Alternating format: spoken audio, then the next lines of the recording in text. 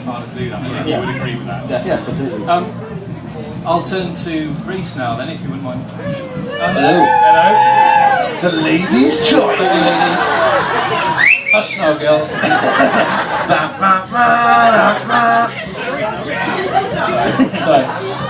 Can you talk to us a little bit about your management? When did you first get management, and how does that work? What do they do for you?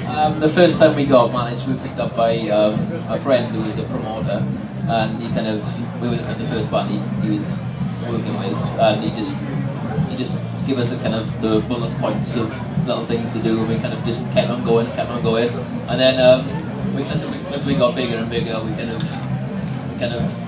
so he will put us into a better kind of like a management deal, and we've just literally signed like about a year or so ago, and everything's in place now. Like the last album run has been the smoothest we've kind of ever done, and everything's in place for us. So we were more or less doing it ourselves anyway. Yeah. Even though we had a manager, he wasn't an official manager. He just helped us out. So we did most for the first 4 years. yeah. We did it all ourselves anyway. So I think an awful lot of bands do that. There's an awful self-reliance in the music industry for bands who they have common sense. A lot of bands don't have common sense, so they need a manager. So these days now, then you signed to a management company like a year or so ago.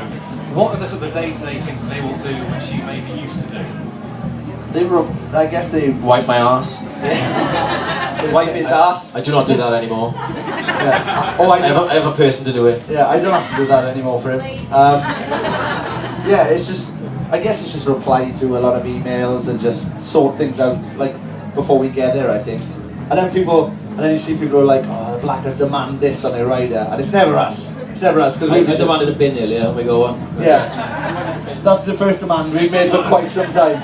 We turned up in our dressing room and we were eating some crisps and like, what am I meant to do with this bag?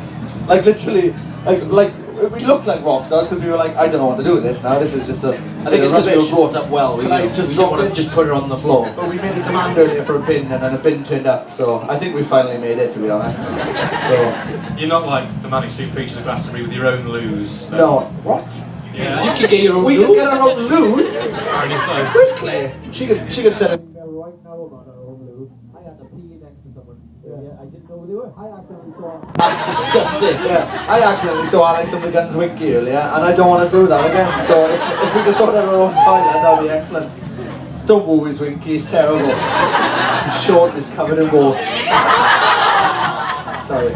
I'll turn to Matt now. I would. Take the microphone off. What? The Winky expert? James McCallum's words, not mine. Hello, Matt. Hello. Can everybody hear Matt?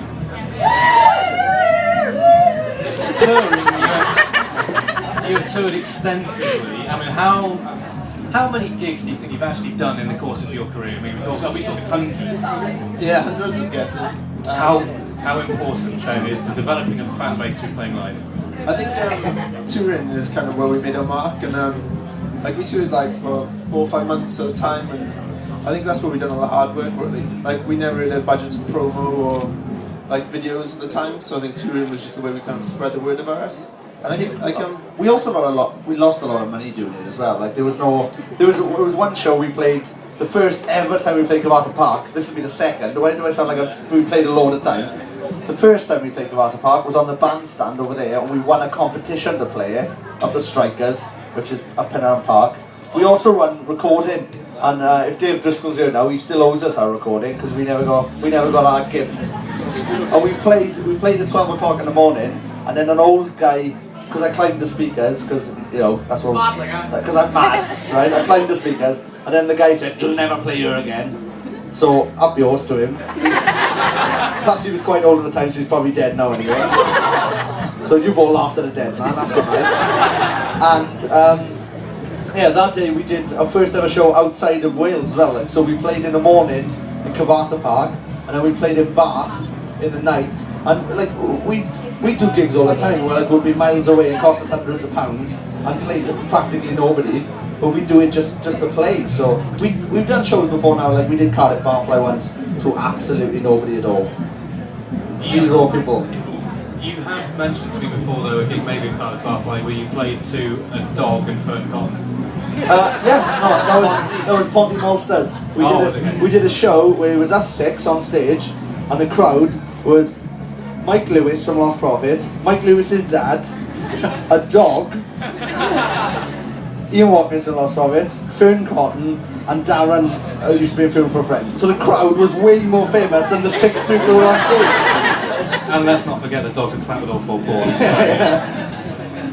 So you've obviously had, I wouldn't call it a low, I mean that sounds like a high to me, but you've obviously kind of gone through the troughs of it, and now you're sort of playing to thousands of people on the headline show.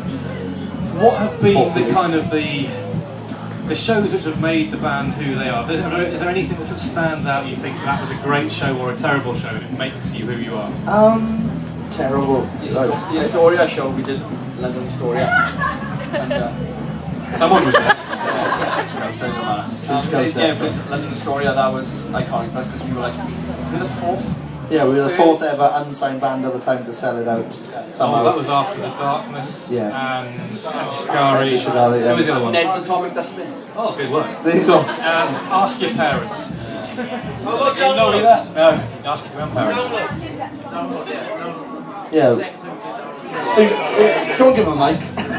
Second time we played Download was insane. Yeah. Because we didn't really know what to expect. We were on the second stage and who were we up against? I think Deftones were on just after us, and Megadeth were on. 30 Seconds to Mars were after us, maybe? Yeah. Him. But that kind of blew our minds that how many people came just to watch us. It was like one of those first shows where we were like, wow, this is insane how many people are here. Do you have any coping mechanisms for that number of people? Some people I talk to think, well, you know, that many people, it's incomprehensible, so you kind of almost mentally block it out. What's your strategy? I'm not very good with numbers.